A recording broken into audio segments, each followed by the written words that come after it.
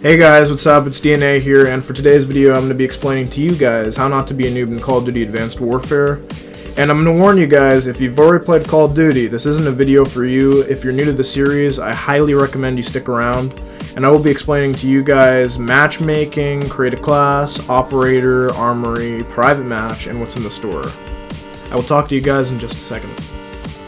Hey guys, let's say you've bought Call of Duty Advanced Warfare, you've played a few games now, the multiplayer, you finally reached level 4, and you're ready to go out there, kick some ass, and create your first class. Alright, so I'm going to be explaining to you guys everything there is to create a class, everywhere from primary, secondary, the attachments, wildcard, 1, 2, 3, same thing with all the perks, exo ability, exo launcher, and all the score streaks. Okay, so with primaries, it's your primary gun that you're going to be using. You have assault rifles, you have submachine guns, sniper rifles, shotguns, heavy weapons, and specials.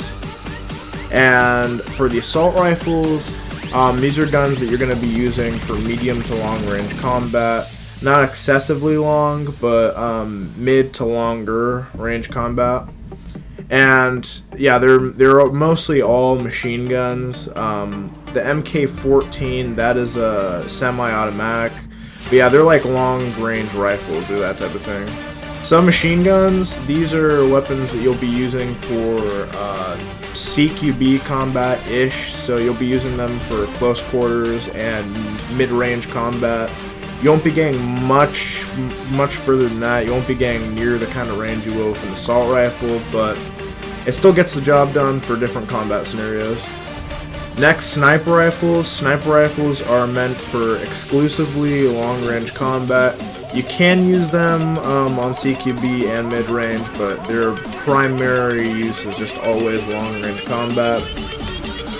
One thing to point out too that I will say for this tier of weapon is it's not the most effective in Call of Duty Advanced Warfare because a lot of people can dodge bullets like really easily. People juke around, they do the double jump, dashing, stuff like that. So it is really hard to hit people. I wouldn't recommend this tier of guns, but if you have fun sniping, then I would recommend you use either the Morse or the Atlas 20mm. Because the other two snipers will give you a lot of hit markers, and if you're not familiar with the hit marker is just when you hit somebody with a weapon and you don't kill them, and it pops up like a little X on your screen where it would show if you were, like, you know, killing them. Anyway, shotguns. Shotguns are meant specifically for close quarter combat. You really can't hit people at any mid-distance. It's completely, like, it's near impossible, so it is CQB. Heavy weapons, these are mostly light machine guns, with a few exceptions. The EM1 is a laser rifle. It shoots a beam of energy, and it takes about a second, 2, maybe 3 most at long distance to kill somebody. It's really OP. Pytax light machine gun. XMG is 2 dual-wielded like machine gun pistols or whatever. That's really CQB. EPM3, that is, it's kind of like a DMR actually. Designated marksman rifle. It has a lot of bullet time to it, and it is pretty powerful. I'd say more powerful than a regular like semi-automatic rifle. And it's definitely more accurate too, but it's not quite like a sniper rifle, but it does have bullet time, and yeah, I'd say it's a DMR. The Amelie, that is another light machine gun, and moving on to specials, you have the heavy shield and the MDL. The heavy shield is like a riot shield. It's there to protect you. You can deploy it and then shoot over it. You may be able to shoot through a hole inside of it. I don't know for a fact though, because I've never seen anybody use it or used it personally. The MDL, I haven't used this one either, but if it's anything like Black Ops 2, it'll explode on impact, and it's just a grenade launcher. Okay, next. Attachments, I'm not going to cover up all of them. I'm going to cover up really basic ones, just so you guys get a gist of it. You have a red dot sight, and you have a bunch of other sights that follow up on that, but they're just precision sights, and yeah, they all just help you aim. Full grip reduces recoil, suppressor makes your gun quiet. Grenade launcher is pretty self-explanatory. You know, it shoots a grenade without you having to switch to something like a grenade launcher. And extended mags is an extended magazine for your gun. Okay, secondaries. You have a few options, not too many, but you do have options. You have pistols. I don't really like the pistols in this game, but I'll leave that up to you guys. I don't want to discourage you guys from trying them out. But yeah, so you have pistols. You have launchers. The whole point of the... Oh, sorry, I forgot to finish up on pistols.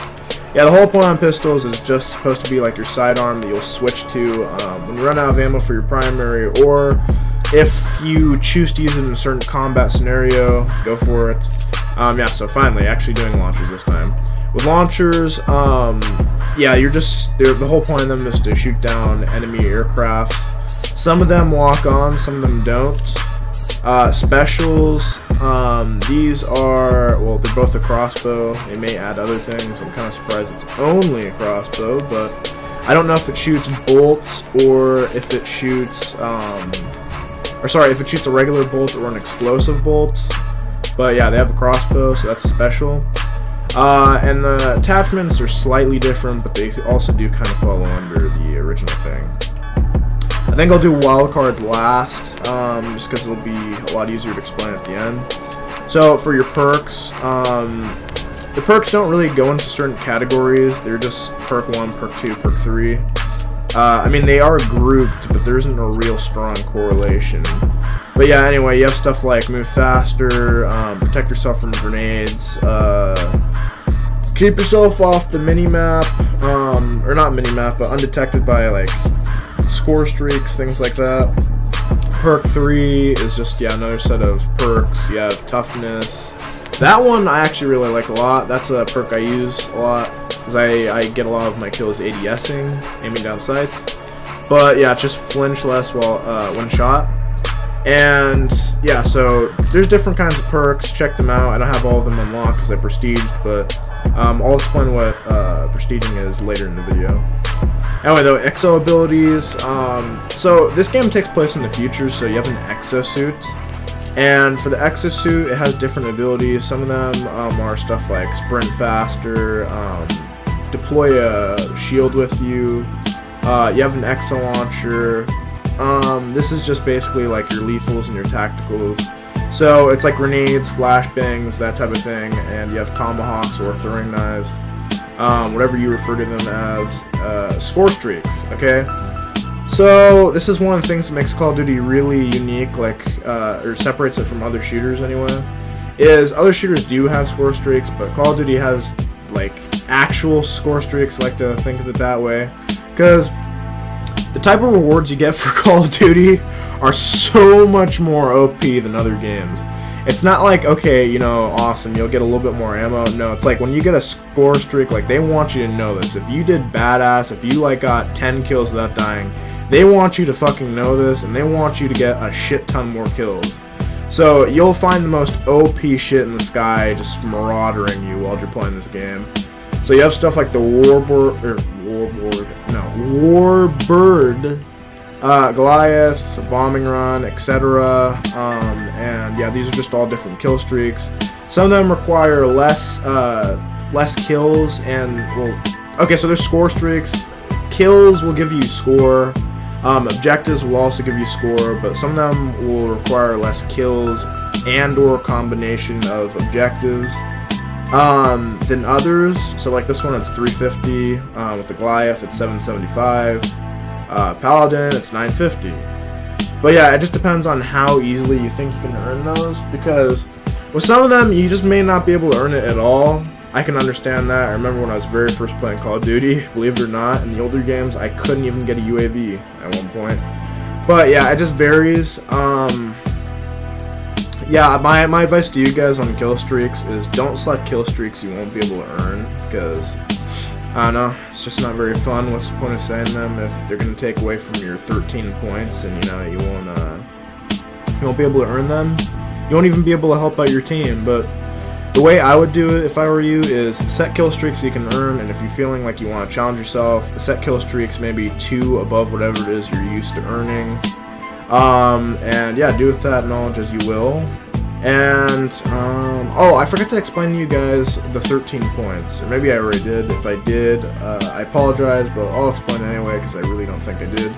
But yeah, so with the 13 points, you'll see up at the top there, 1 out of 13. You have 13 different points to select, make your class. And everything that you do in the multiplayer, or in the create a class here, it all takes up points. And yeah, you just don't want to go over 13 points. 13 is your budget. If you go over 13, it's going to tell you, yo, bro, like, fix your shit. And you'll have to get rid of shit, so, you know, you don't want that to happen. You gotta prioritize. You don't have to use all 13 points either, guys. If you don't feel like you need to use all 13, you don't have to. But you can apply them to all sorts of different categories. And you can customize pretty much everything.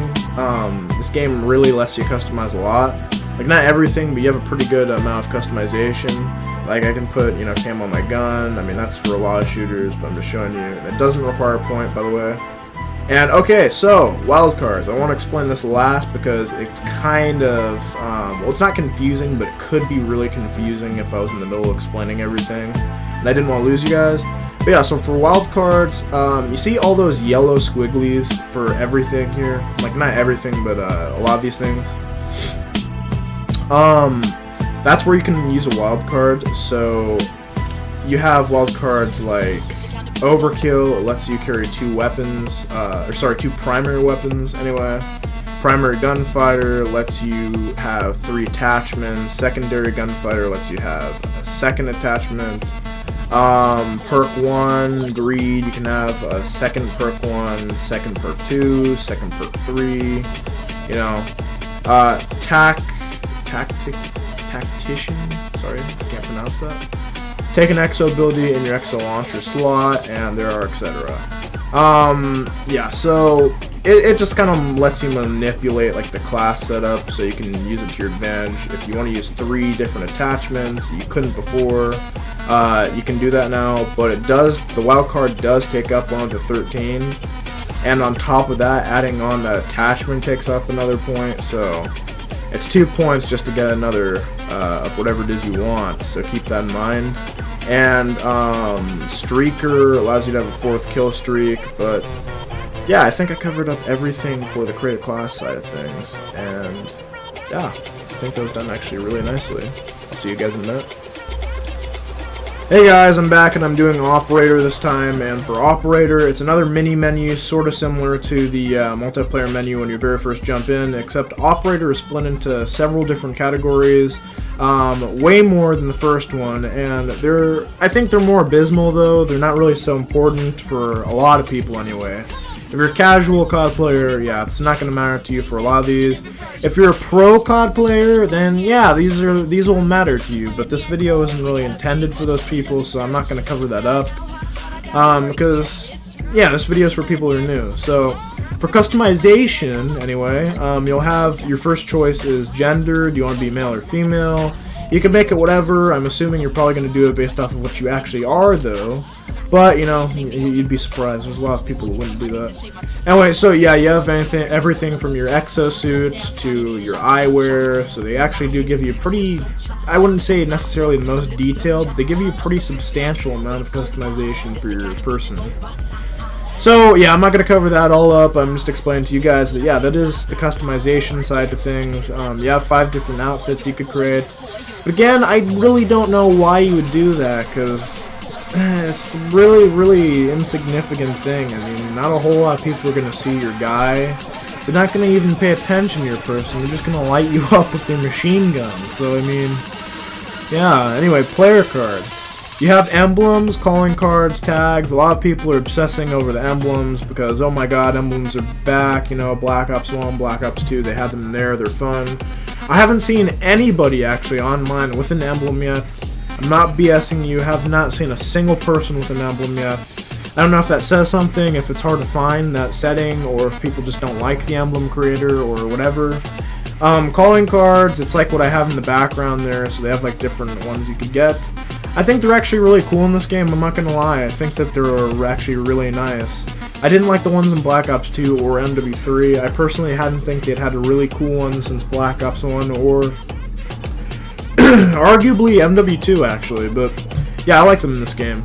Anyway, so yeah, you have your clan tag. That's just if you're in a clan or whatever, but if you're in a serious clan, you'll be changing your name, so that won't even matter. But if you're just doing something like goofing around with your friends or whatever, you know, you can make your thing like fucking, I don't know, you can make it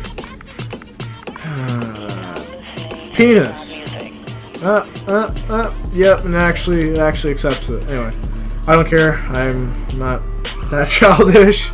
But yeah, anyway, so you have challenges. That's wait, am I in the right? Yeah, I am. Okay. So you have challenges. Challenges is just ways to earn XP a little bit quicker if you want to challenge yourself. Combat record, it's everything that you've done from kills to how well you rank up in other game modes, what your best weapon is or favorite weapon, whatever, kind of the same thing. That's the weapon you get the most kills with. For me, it's the AK-12 just because I like that gun a lot. But anyway, it's not really important. Ranked play summary, I'm not sure what that is. Leaderboards, it's just how good you are in the world, like on a scale from being the best player to the worst. In several different game modes. Clans, it's more clan stuff. It's more like going pro type of stuff. And I mean, you could be in a smaller clan, but if you actually care about things like ranked player summary, combat record, prestige, and COD account, you're probably a pro player.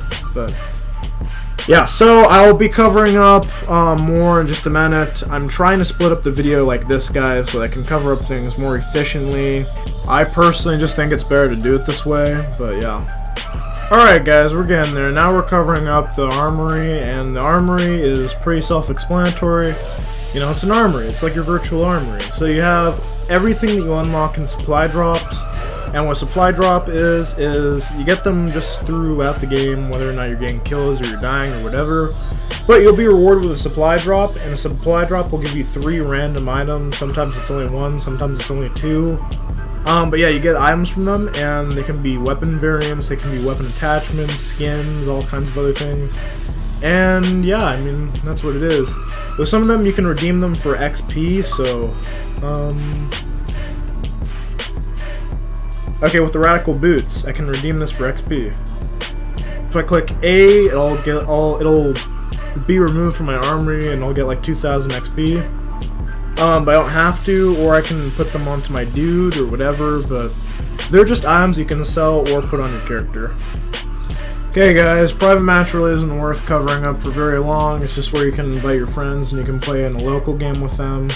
So you can play with, I think up to 8 people. Maybe it supports 12, 16, or 18, I don't know. But yeah, you just play with friends, so yeah. Alright, awesome, we're almost done guys. So the store is where you'll be buying your accessories for exclusive to Call of Duty Advanced Warfare. So what I mean by that is you cannot buy stuff that you would buy for other games here. You can't buy stuff that you would buy at the dashboard here.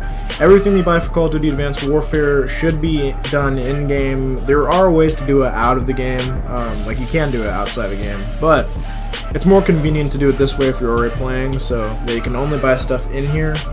And the only thing currently available is a Season's Pass, and that's 50 bucks. So if you have 50 bucks and you want to get the DLC content for this game, then yeah, do it. Right now, the only thing it gives you is it'll give you, aside from all the 4 different DLC that they'll be coming out with throughout the game, right now it just gives you a remake of a map from Call of Duty 4.